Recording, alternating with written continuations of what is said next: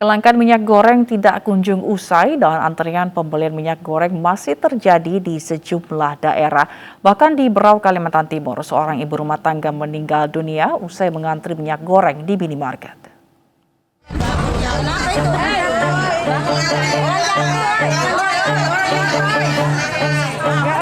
Seorang ibu rumah tangga meninggal dunia ketika hendak mengantre pembelian minyak goreng di depan gerai minimarket di Jalan Kampung Cina, Berau, Kalimantan Timur, Sabtu pagi.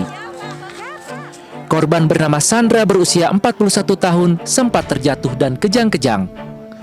Namun saat dibawa warga ke rumah sakit, nyawanya tak tertolong. Jadi begitu datang, menyeberang dari jalan, jadi tidak ada kondisi desak-desakan, tidak ada, karena memang belum buka. Di samping motor, sebagaimana dalam video itu terjatuh, ya kan? Sempat ditanyakan dan sempat ada batuk satu kali, ya, kejang-kejang. Setelah itu dilakukan pertolongan oleh keluarga yang memang dekat dari situ dan dibawa dengan ambulan kecamatan ke rumah sakit. Dalam perjalanan, yang bersangkutan ternyata sudah meninggal. Korban memiliki riwayat penyakit asma. Suaminya sudah melarang ikut mengantre karena mengeluh dadanya sakit. Namun karena kebutuhan, korban tetap ikut mengantre. Teriaki warganya katanya istrinya pingsan di Apamidi gitu aja. Oh, pingsan gitu Pak ya? Pingsan di Apamidi. Tapi korban sempat dilarikan ke rumah sakit? Ya lalu saya bawa ke rumah sakit tapi di jalanan Pak, tidak ada. Kelangkaan minyak goreng yang membuat warga harus mengantre tidak hanya terjadi di wilayah ini saja. Di berbagai daerah, kelangkaan minyak goreng membuat masyarakat terpaksa mengantre untuk mendapatkan minyak yang termasuk bahan pokok tersebut. Perjuangan masyarakat mendapatkan minyak goreng murah seakan sudah tidak mempedulikan situasi pandemi COVID-19. Mereka rela berdesak-desakan dan mengantri tanpa jaga jarak.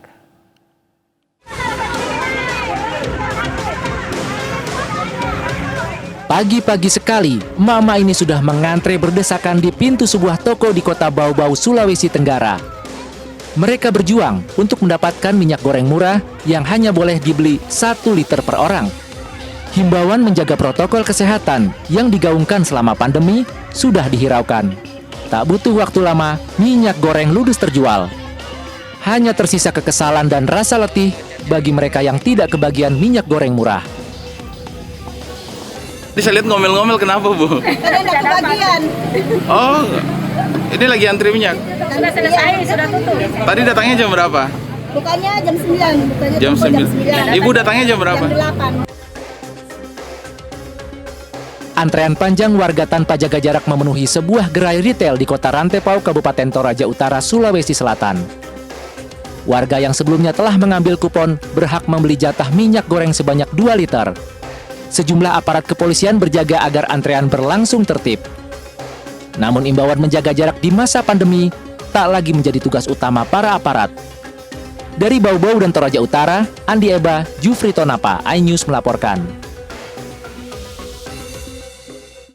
Sementara itu, Menteri Perdagangan Muhammad Lutfi mengklaim saat ini stok minyak goreng di Indonesia cukup.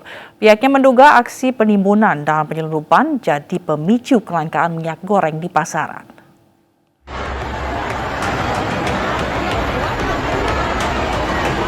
Beberapa pekan belakangan, antrean warga memburu minyak goreng terjadi di berbagai daerah. Warga mengaku sulit menemukan minyak goreng di pasaran. Di swalayan, rak-rak minyak goreng kerap kosong. Sementara di pasar tradisional, harga minyak goreng melebihi harga yang ditentukan pemerintah. Menteri Perdagangan Muhammad Lutfi mengklaim saat ini stok minyak goreng di Indonesia cukup. Namun diduga ada pihak yang melawan hukum dengan menimbun dan menyelundupkan minyak goreng ke pihak industri, bahkan ke luar negeri. Kita akan berkoordinasi dengan aparat hukum dan penyelidik pegawai negeri untuk memastikan bahwa tidak ada lagi orang yang menjual di atas harga eceran yang ditentukan oleh pemerintah. Oleh sebab itu Bapak dan Ibu, ini yang terjadi diskrepensi antara retail modern dengan retail sederhana atau retail tradisional. Nah, karena retail tradisional ini harganya jauh lebih tinggi, jadi orang bisa ngantri di pasar modern, di retail modern modern, kemudian masuk ke retail sederhana, retail tradisional, dan menjual harga jauh lebih tinggi daripada yang ditetapkan pemerintah. Kita akan sudah memastikan bahwa pasokan cukup, bahkan berlimpah di Jakarta ini. Bapak dan Ibu seperti kita ketahui bahwa minyak DMO itu Pak Arief sudah lebih dari 391 juta per kemarin. Jadi barang ini sudah cukup untuk 1 bulan kalau dihitung dari 14 Februari. Sementara itu, masyarakat diminta tidak melakukan panik buying dengan membeli minyak goreng dalam jumlah banyak. Hal ini dinilai akan membuat minyak goreng kian sulit didapat. Sebelumnya, pemerintah menetapkan harga eceran tertinggi minyak goreng curah sebesar Rp11.500 per liter, minyak goreng kemasan sederhana Rp13.500 per liter, dan minyak goreng kemasan premium Rp14.000 per liter. Tim Liputan iNews melaporkan.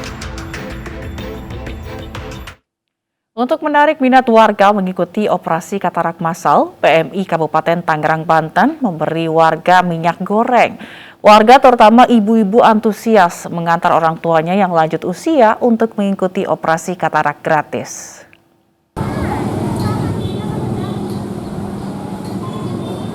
Ratusan warga mengikuti operasi katarak massal berhadiah minyak goreng yang digelar PMI Kabupaten Tangerang dan Perdami Banten di RSUD Paku Haji Sabtu siang. Warga, terutama ibu-ibu, antusias untuk membawa orang tuanya yang sudah lanjut usia agar mengikuti operasi katarak gratis. Warga mengaku terbantu dengan kegiatan sosial. Selain kesehatannya kembali pulih, mereka juga mendapatkan minyak goreng yang saat ini sulit didapat. Sekda Kabupaten Tangerang menyatakan dari 250 warga yang diperiksa, hanya 117 yang bisa dioperasi karena alasan kesehatan. Normal, dingin rasanya, nggak sakit, tapi tadi sakit. Sekarang gimana tuh setelah bisa normal lagi? Ya, rasanya enteng, Mas. Minyaknya yang berapa liter, Bu?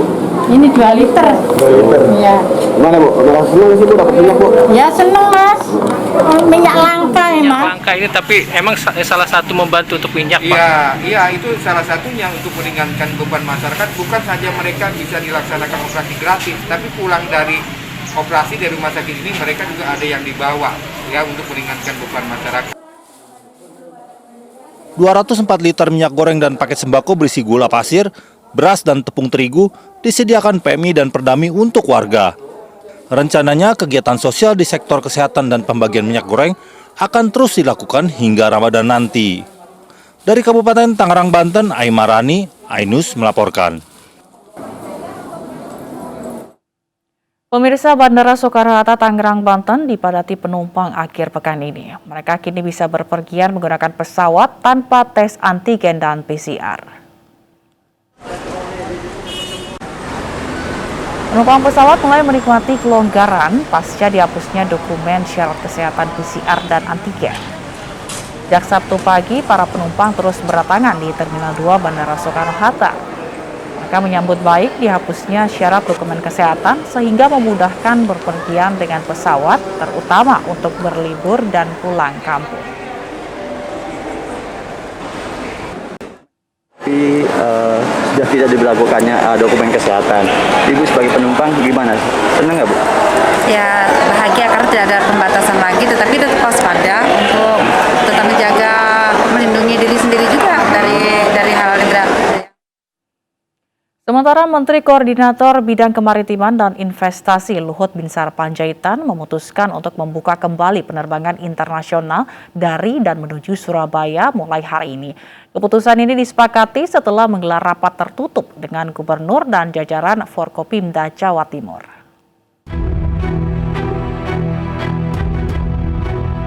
Penerbangan internasional dari dan menuju Bandara Juanda, Surabaya mulai dibuka hari ini. Keputusan ini disampaikan Menteri Koordinator Bidang Kemaritiman dan Investasi Luhut Binsar Panjaitan usai menggelar rapat tertutup dengan Gubernur dan jajaran Forkopimda Jawa Timur di Surabaya. Selain terbuka untuk tamu mancanegara, penerbangan internasional juga dibuka untuk jamaah umroh. Pemerintah juga telah menyiapkan tempat karantina untuk jamaah umroh dan tamu mancanegara, salah satunya di Asrama Haji Sukolilo. Kita coba dulu ini, kita lihat berapa hari, nanti bagus, nanti kita lihat yang lain lagi. Saya kira haji kan masih ada yang terdaftar, umroh saya terdaftar 8 ribuan yang belum. Nah, sekarang kita mau coba karena saya baru balik dari Saudi, dari Riyadh, sana juga udah enggak pakai. Selain itu, masyarakat yang akan terbang ke luar negeri juga diwajibkan telah mendapatkan vaksin booster COVID-19. Dari Surabaya, Jawa Timur, Rahmat Ilyasan, iNews melaporkan. Meski pemerintah melonggarkan sejumlah aturan terkait tes PCR dan antigen dalam perjalanan, namun pemberlakuan ganjil genap di Kota Bandung, Jawa Barat tetap berlaku. Pasalnya Kota Bandung masih berstatus PPKM level 3.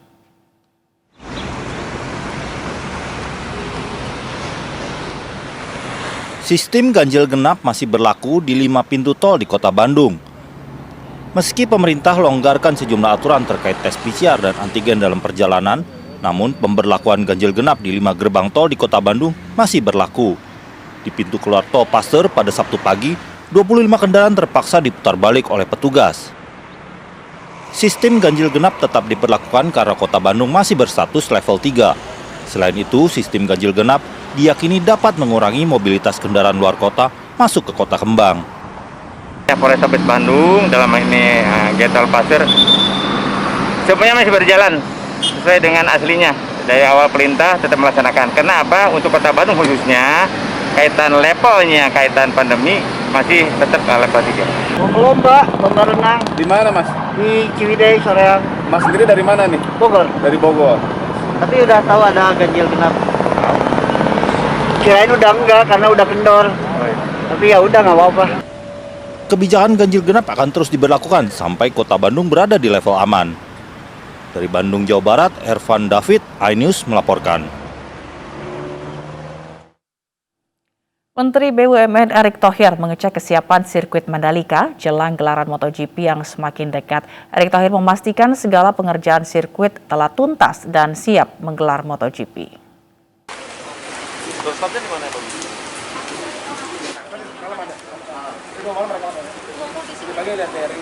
Menteri Badan Usaha Milik Negara Erick Thohir mengecek kesiapan sirkuit Mandalika jelang gelaran Pertamina Grand Prix of Indonesia yang akan berlangsung 1 pekan lagi.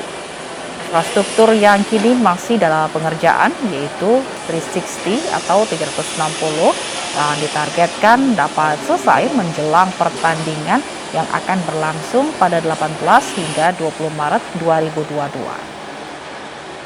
Sementara itu untuk progres kesiapan pengaspalan ulang saat ini sedang proses pemolesan dan dipastikan Pertamina Mandalika International Street Circuit siap sesuai jadwal. Harus dipastikan secara maksimal karena ini waktunya makin dekat, makanya saya ingin juga memastikan cek akhir bagaimana kinerja para rekan-rekan BUMN yang kebetulan kan memang ini banyak sekali kontribusi dari BUMN yang sudah disampaikan sebelumnya hampir 3,6 triliun kita investasi di sini. Tapi tentu kita harus lebih pastikan lagi bahwa teman-teman BUMN bisa mensupport secara maksimal baik daripada apa yang sudah dilakukan untuk sirkuit.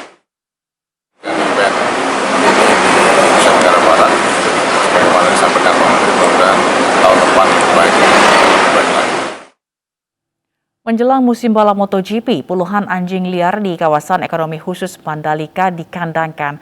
Penertiban dilakukan untuk mengantisipasi anjing liar tidak mengganggu jalannya event balap kelas internasional tersebut.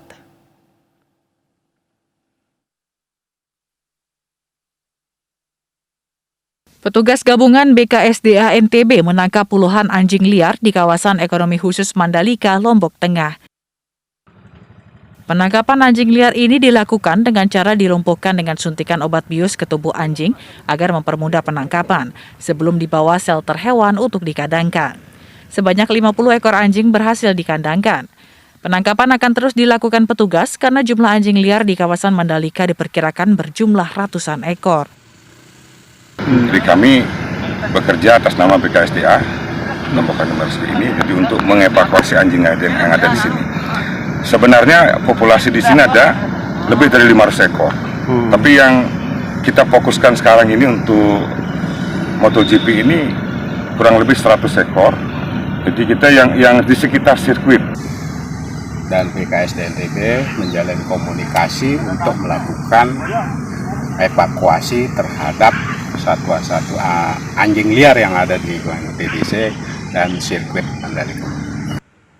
Mengantisipasi anjing liar kembali masuk ke kawasan Mandalika, petugas juga meminta ITDC menutup lubang irigasi mengarah ke sirkuit sehingga anjing liar di perkampungan warga tidak dapat masuk ke area sirkuit. Dari Lombok Tengah, Nusa Tenggara Barat, Emma Widiawati, iNews melaporkan. Presiden Joko Widodo hari ini akan berkemah di kawasan Ibu Kota Baru. Beberapa persiapan di lokasi, mulai dari jaringan listrik, telekomunikasi, hingga air bersih telah dipersiapkan.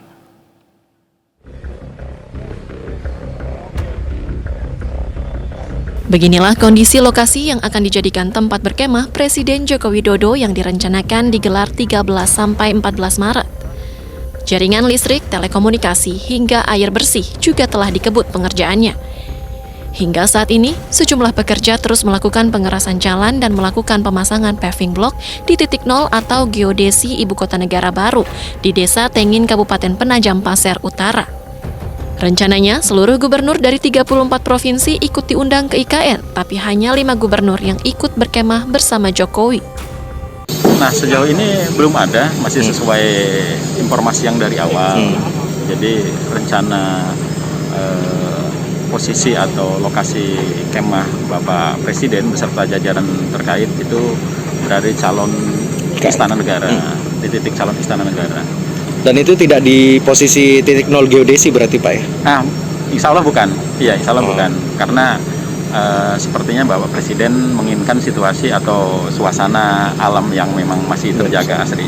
Kami belum mendapatkan informasi fix-nya tanggal berapa, tapi sejauh ini yang kami terima itu insya Allah beliau mulai tanggal 13. Mulai estimasi dari tanggal 13 sampai tanggal 15.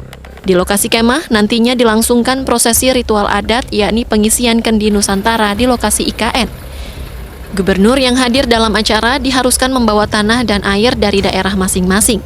Sementara di lokasi Ibu Kota Negara Baru, hingga saat ini informasi yang diterima baru ada pengerjaan jalur untuk suplai logistik pembangunan IKN. Dari Penajam Pasir Utara, Kalimantan Timur, Mukmin Aziz, iNews melaporkan. Sementara itu, Menteri Pariwisata dan Ekonomi Kreatif Sandiaga Uno mengunjungi Desa Wisata Sendang di Pacitan, Jawa Timur. Sandi bertemu dengan pembuat gula Jawa tradisional. Menparekraf Sandiaga Uno Sabtu siang berkunjung ke Desa Wisata Sendang di Kecamatan Donorojo di Pacitan, Jawa Timur. Tujuan Sandi ke Desa Wisata Sendang untuk sosialisasi Anugerah Desa Wisata Indonesia 2022. Dalam kunjungannya, Sandi menemui seorang pembuat gula Jawa tradisional, Mbah Tuni. Saat bertemu Sandi, Mbah Tuni yang tidak fasih berbahasa Indonesia menyampaikan keluhan terkait pengemasan dan pemasaran produknya. Menanggapi keluhan Mbah Tuni, Sandi langsung menghubungi pejabat Kemenparekraf yang mengurusi kuliner, kria, dan fashion. Waalaikumsalam warahmatullahi wabarakatuh. Wilujeng anjing. Ya, saya ini dengan Bu Tuni nih. Mana Bu Tuni? Ini Bu Tuninya baru Ini Bu mau Tuni. nitis gula Jawa. Ini Bu Tuni, ya. Nah, begini. Permintaannya Bu Yuke adalah kemasan sekaligus pemasaran, dan harapannya nanti kalau meningkat dibantu juga permodalannya. Nah, Bu Yuke, apa nih yang mau disampaikan nih? Karena ini bagian dari gerak cepat kita nih untuk menyelesaikan satu permasalahan UMKM ekonomi kreatif di Desa Wisata Sendang. Relawan dan puluhan tukang becak menggelar konvoi sekaligus melakukan deklarasi mendukung Ganjar Pranowo sebagai bakal calon presiden 2024. Dalam kegiatan tersebut, relawan dari Ganjar Millennial Center juga membagikan sembako dan uang tunai pada tukang becak. Puluhan tukang beca Sabtu pagi bergerak untuk konvoi dari depan gedung DPRD Kota Malang. Puluhan tukang beca konvoi beriringan menuju Jalan Ijen Kota Malang. Di sana mereka bersama puluhan relawan dari Ganjar Millennial Center mendeklarasikan dukungan pada Ganjar Pranowo sebagai bakal calon presiden 2024. Para relawan yang merupakan mahasiswa dan pemuda milenial memilih Ganjar karena dianggap pemimpin yang tepat sebagai pengganti Jokowi. Ganjar diklaim sosok yang tepat karena memiliki gaya kepemimpinan yang milenial dan menginspirasi. Sebagai bentuk bahwa ayah Ganjar menjadi presiden dan juga kita siap bagaimana caranya nantinya untuk bisa mensosialisasikan dan juga untuk bergerak di kalangan milenial dan juga kalangan miskin. Pemirsa, salah satu program CSR MNC Peduli, yakni program Generasi Cerdas Anak Bangsa, meraih penghargaan dalam ajang Indonesia CSR Excellence Awards tahun 2022. Program CSR yang fokus dalam mendukung pendidikan anak Indonesia ini menyabet penghargaan sebagai The Best in Education and Human Development.